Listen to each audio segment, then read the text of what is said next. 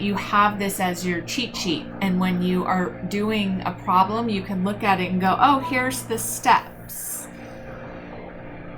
Okay, so when you have the same denominator, which is the bottom number, step 1 is to add the numerators together and rewrite the denominator. So the answer is 4/5.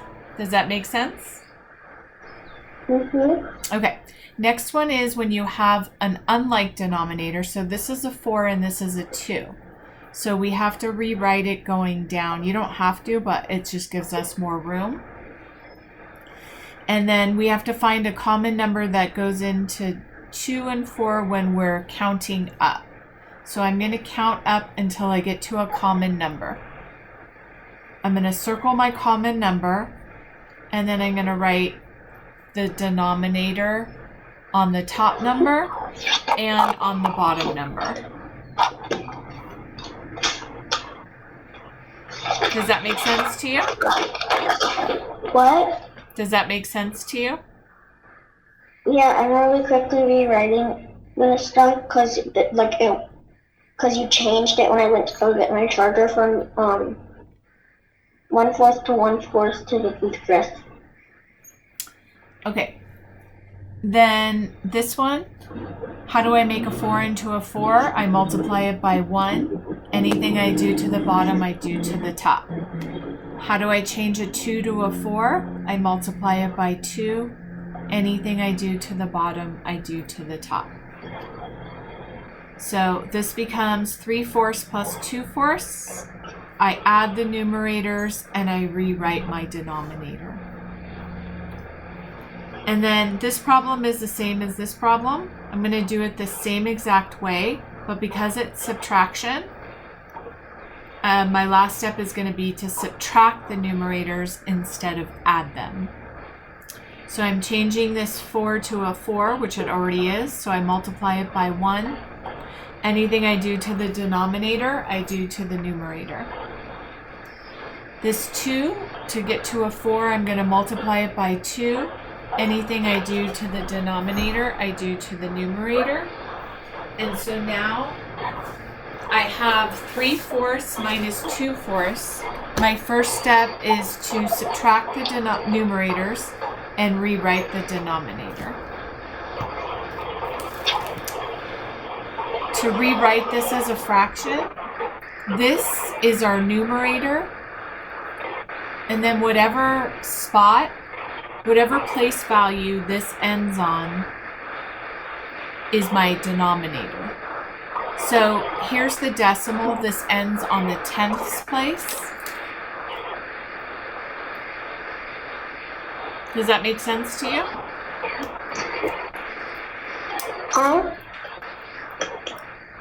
Does this make sense to you? Kind of. So this becomes the numerator. Whatever the number is the numerator. And then the denominator is whatever place value this number ends on. So this ends on the 10ths. So the denominator is 10ths. So for this one, this is my numerator. So I'm going to put 53 down. And this ends on the 100ths spot.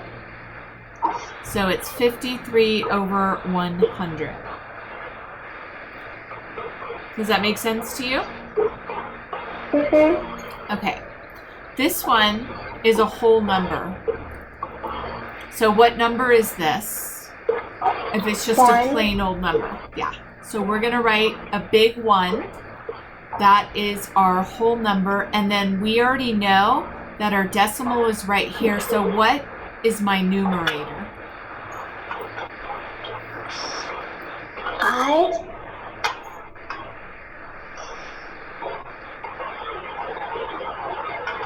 5 is correct. And then what is my denominator?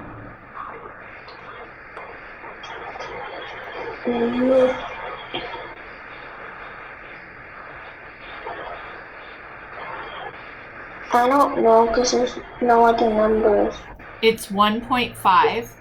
And to find the denominator, you find out where the decimal ends, what place value is that?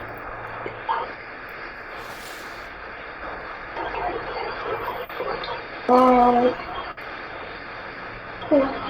10.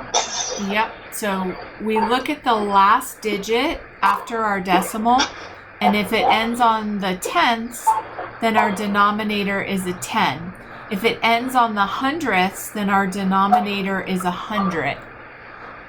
So this is a whole number. We have 1, and then our numerator is just 8. Okay. Kind of makes sense? Mm-hmm. Okay. For this one, you just do your multi-digit multiplication like normal.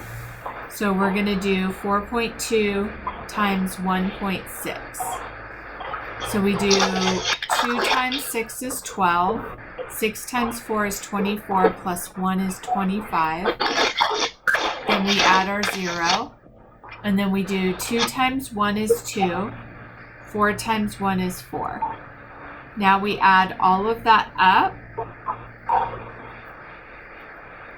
And it's 672. So because we're doing decimals, we find out how many jumps this goes over. So this goes over 1 jump. This goes over a second jump. We put our decimal right here and we go in 2. So it's 6.72. Mm-hmm. All right, I'm going to give you homework on this page so you can write these down. 1/2 Mm-hmm. plus 4 halves. 1/8 plus 6/8. 1/4 plus 2/4. And these are the same as problem number 1. So you're going to follow the directions for problem number 1.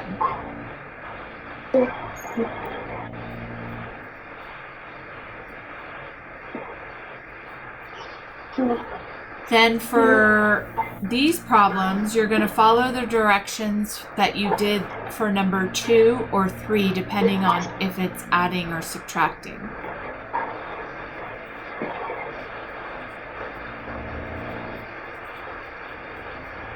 So we have unlike denominators here. So we have to find a common denominator first before we add or subtract. Does that make sense to you? Wait, why did you like split the fractions up? Because I'm trying to line them up with your notes that you just took. So this is like problem number 1. This is like problem number 2. And then this is like problem number 3 that we just did. Okay. 5 plus 2. And then these next problems are like number 4 through 7 that we just did. Okay.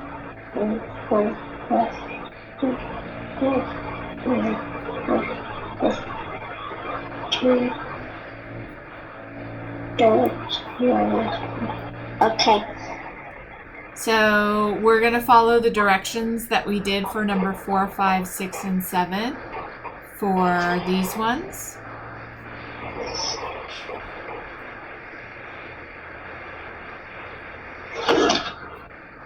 So this is going to tell us what our numerator is, and then whatever place value this ends on is going to tell you what the denominator is. And then if you have a whole number, you're going to write it as a mixed number. Does that make sense to you, or do you want me to explain that again? Can you explain that again? So if I have 4.3, this is a whole number, so I'm going to rewrite it like this.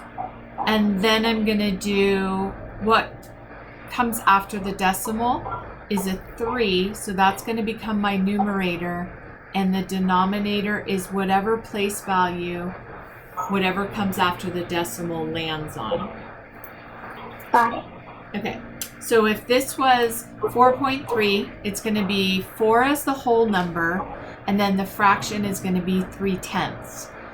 If I had 4.03, I'm going to follow the same rules. This is going to be my whole number, And then 3 is going to be my numerator, but it ends on the hundredth. So yeah, the denominator is over 100. Okay. And then the last thing you're going to do is you are going to do your regular old multi-digit multiplication. So you do it the same exact way. And then to find out where the decimal goes, you're going to count how many decimals this goes in. So this goes in 2, and this goes in and 1. Goes in 1, and then I add those, and then run the whole thing and put them over 3. Yeah, I learned that part in class. Okay, so then you put your decimal here, and then you go 1, 2, 3. Your decimal's right there. So for homework, you're going to do 5.62 times 0.3. 6.2 times 3, 0.562 times 0.3. So the decimal place is going to change depending on the number of jumps you have to go, but the numbers are the same. They're all 562 times 3. Okay, place value, you got the whole numbers, but then this was a little tricky for you, so I'm just going to go over. I didn't finish writing everything down.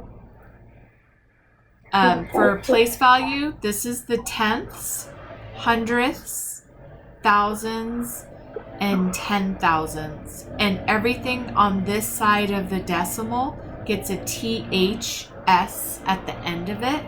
So tenths. There's no ones. It starts at the tenths.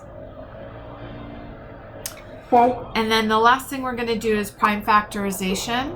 So if I have a prime factorization of 30, I'm going to find two numbers, any numbers at all, that divide evenly into 30.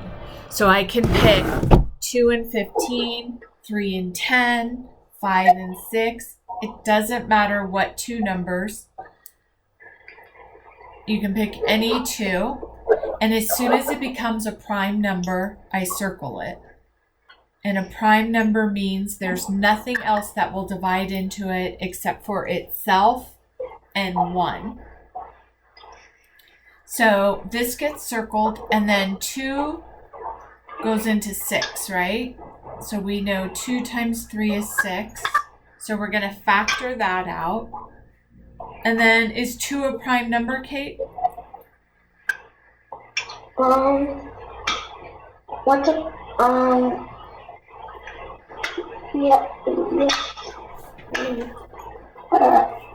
what's a prime number again?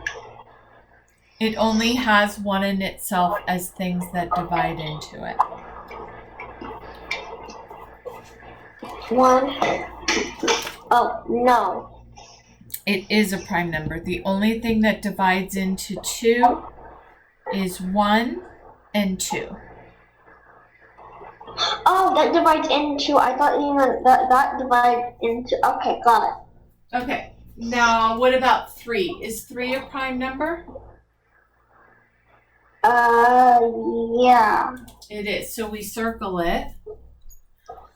And then we put it in order from least to greatest. 2 times 3 times 5. Does that make sense to you now? Yeah. Okay, so step 1 is to find all the factors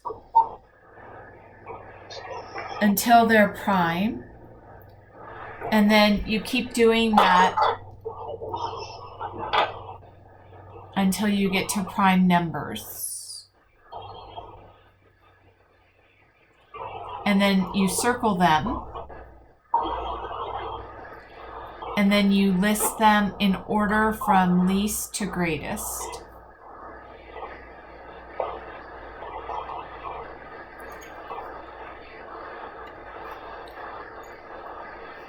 Do you have questions about that, Kate? No. Okay, so I'm going to have you right now do the prime factorizations of 60. Of 60. Okay.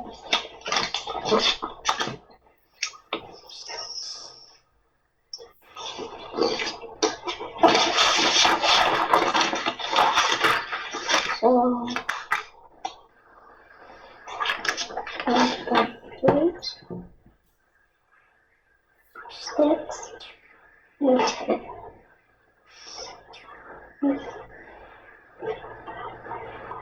9, 6. And then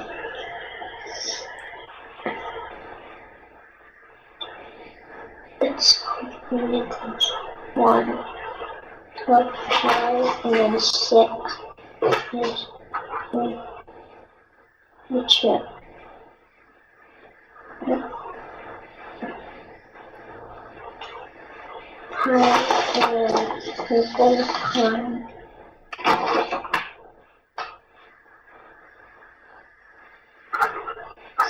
Wait, why didn't you do both sides? Aren't you supposed to also figure out what the 5 is supposed to be? It's a prime number, so I can stop.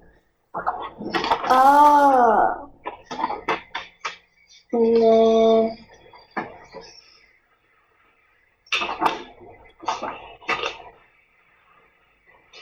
we're going to reach the greatest.